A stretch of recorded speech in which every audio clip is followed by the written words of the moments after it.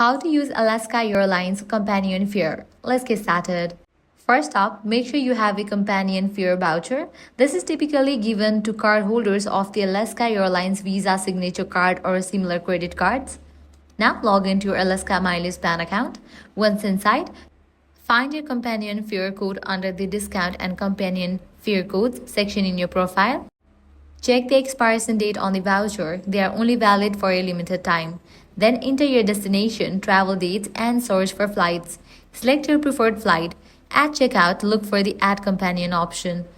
If you are eligible, a prompt will appear to apply your Companion Fare voucher. Once applied, enter all passenger details and proceed to complete the payment for your main ticket.